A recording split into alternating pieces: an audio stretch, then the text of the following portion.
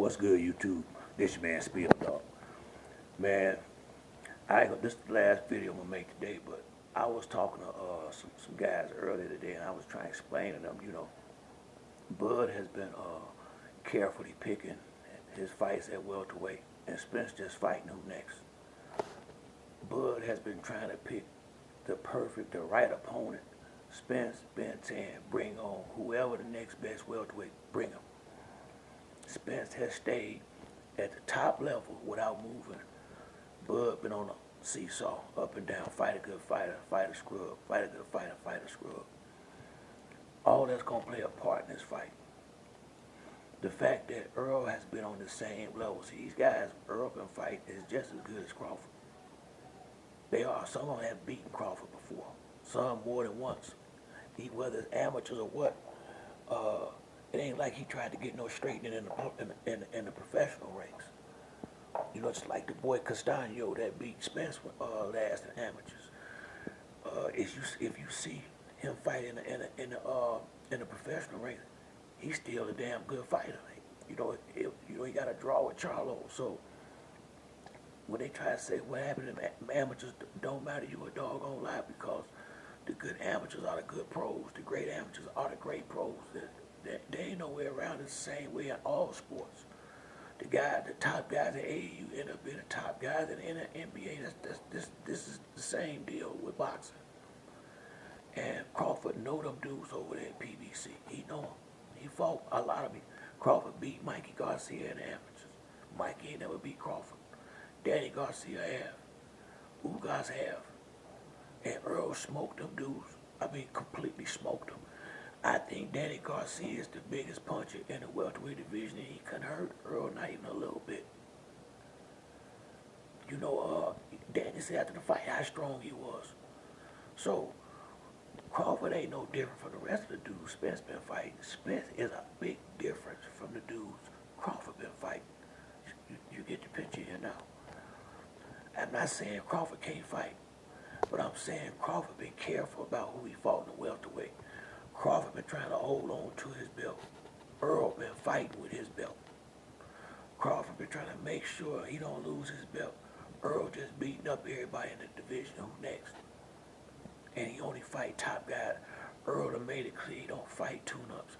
And he finally said that after the fight, Danny Garcia was Errol's tune-up a while back. And then, and it's just the truth. And as much as I like Danny, that goes to show you how good Spence is. Ugas got blasted up out of there.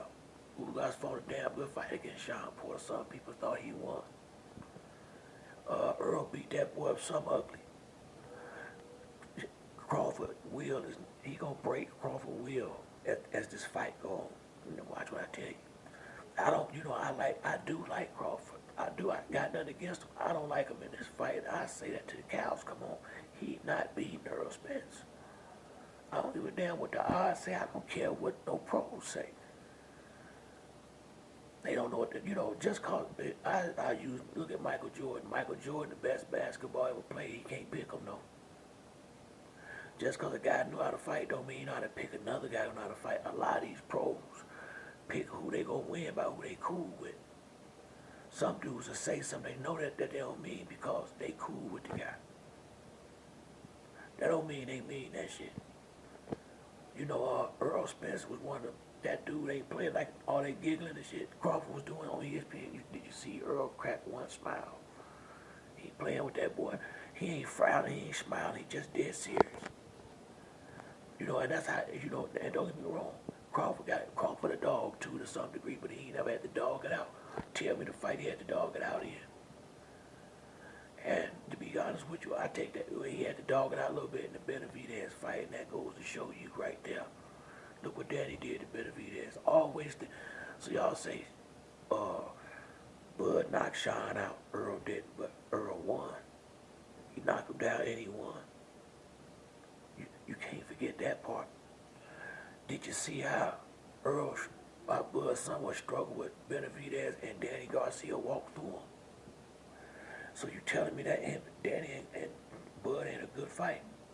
There's been plenty of better fighters than the guys Bud been fighting. Now you can't tell me he has defended that WBA or WBA, whichever damn belt he got, he has not defended it, in my opinion, like a champion, except the last 2 fights. And I can only give him so much credit because Errol done beat both of them already. So when you going out picking these soft touches, I'm just not impressed. And once again, they keep talking about Crawford hurting Spence. Did y'all not see Mean Machine drop Crawford with a short right on the inside? Do y'all think Spence ain't gonna drop him? If Mean Machine dropped and Gamboa had him stanky leg, yeah, y'all think gonna happen when Spence start putting hands on that boy? And Spence, no, he ain't no one-punch knockout artist. That's what make it worse. He just throw all hard punches all night, the same power, same velocity, non-stop. That breaks fighters down over the rounds. Errol, once the fight starts, and that motor get to run, Errol got a motor like Pacquiao had. He on go, baby. Bud like to take little breaks in the round and look at the fight, and you ain't gonna have time for that shit fighting Errol. You ain't gonna be able to sit back and dissect him and figure nothing out. You gonna have to fight. You ain't gonna have time for all that. He gonna be on your ass. He ain't gonna sit there and let you figure nothing out. You gonna have to put them dukes up and start letting them go. I can see Crawford just like Mikey Garcia was on the second half of the fight, defensive. Because Crawford is saying, now we'll give Crawford this credit. He's been in the welterweight division for a few years now, although he's coming up from a light division. But I just feel like after 5 or 6 rounds, that power gonna start breaking him down, and he either gonna be gun shy and being real defensive, or he gonna try to fight harder and get knocked the hell out. I don't think he gonna be able to hurt Spence. I think he might get his attention here and there, but I don't think he gonna be able to do nothing to hurt him. And if he eat his punches like Skittles, like everybody else, like I believe he going to.